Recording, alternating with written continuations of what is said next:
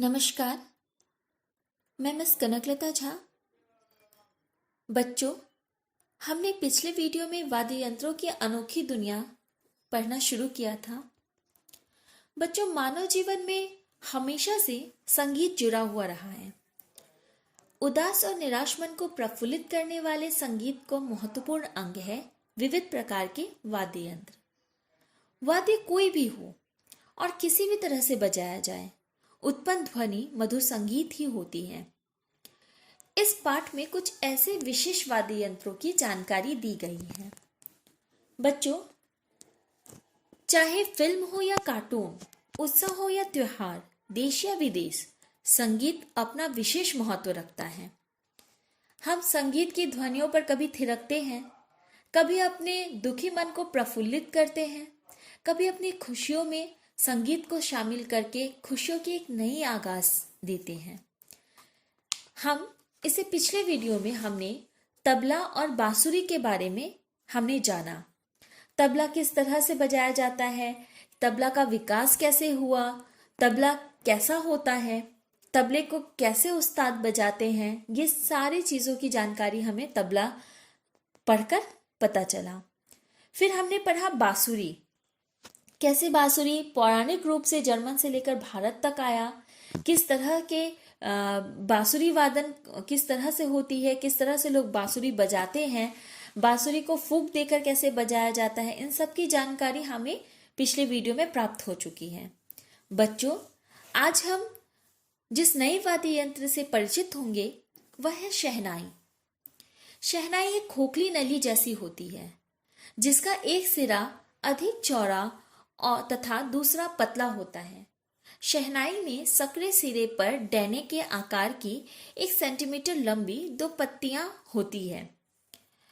उस्ताद बिस्मिल्लाह खां की शहनाई की ध्वनियां कानों में पड़ते ही आनंद की अनुभूति होती है। वे विश्व में सर्वश्रेष्ठ शहनाई वादक माने जाते हैं। बच्चों, आप कभी सुनना, बिस्मिल्लाह खां की जो शहनाई है वो बहुत अंदर तक कहीं जाकर प्रवेश करती है, हमारे मन के कहीं अंतःकरण में जाकर वह प्रवेश करती है। बहुत सुमधुर आवाज है। बिस्मिल्लाह खां की शहनाई पूरे विश्व में सर्वश्रेष्ठ मानी जाती है। उनसे बेहतर शहनाई वादक आज तक हुआ ही नहीं है। बच्चों, आगे बढ़ते हैं और पढ़ते हैं अगले वाद्य यंत्र को, सितार। तारों के कंपन पैदा करके बजाए जाने वाले यंत्रों में सितार सबसे लोकप्रिय वाद्य यंत्र है। यह तारों के कंपन से बजाया जाता है। यह सागौन की लकड़ी और कद्दू से बना होता है। हाँ बच्चों, कद्दू यानी पम्पकिन। ये सागौन एक पेड़ होता है, उसकी लकड़ी और पम्पकिन से बनाया जाता है, यानी कद्दू से बनाया जाता है।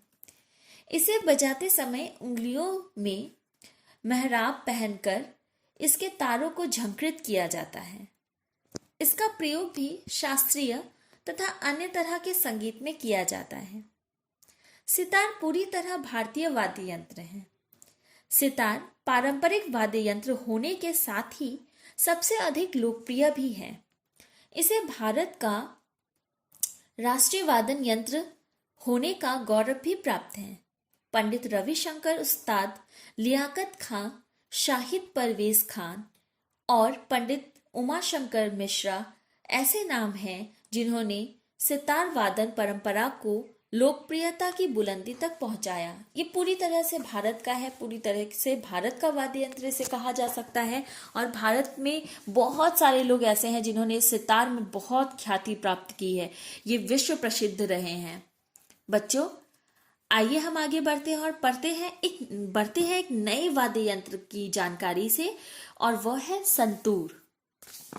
संतूर भारतीय नाम सततंत्री वीणा यानी 100 तारों वाली वीणा था, जिसे बाद में फारसी भाषा में प्रभाव से संतूर नाम दिया गया है। इसे सततंत्री वीणा यानी 100 तारों वाली वीणा कहा जाता था बच्चों, लेकिन बाद में फारसी भाषा के प्रभाव होने के कारण हमारी भाषा में इसे संतूर कहा जाने लगा।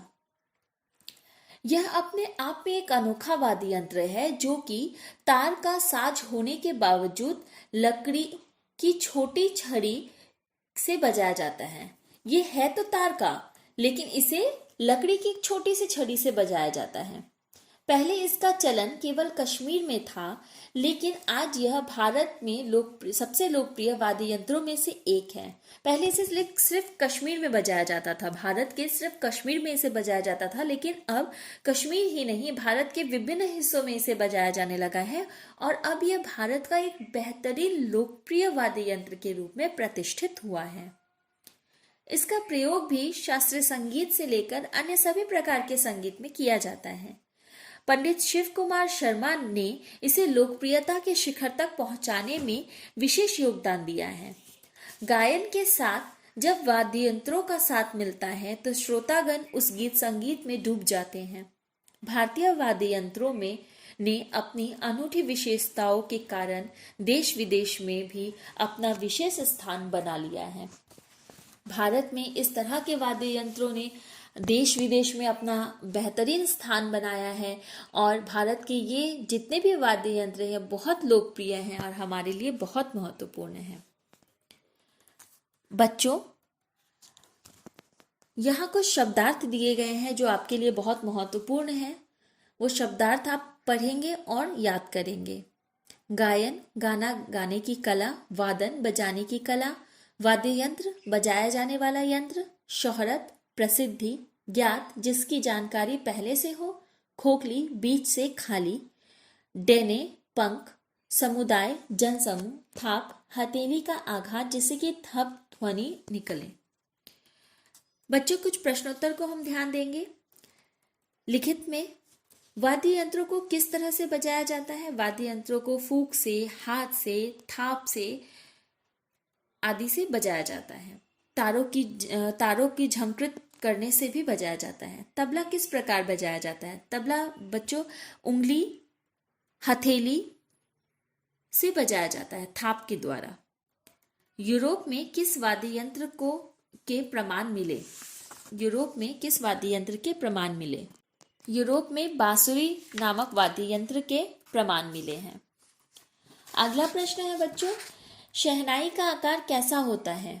शहनाई का आकार कैसा होता है? इस प्रश्न का उत्तर आप सब खुद से लिखेंगे, आपके पुस्तकों में ये है। संतूर अनोखा वाद्य यंत्र क्यों माना जाता है? क्योंकि ये एक तो इसमें 100 तार होते हैं और दूसरा 100 तार होने के बावजूद इसे एक पतली सी लकड़ी से बजाया जाता है, इसीलिए इसे हम अनोखा यंत्र कहते हैं, अनोखा वाद्य यंत्र कहते हैं। धन्यवाद।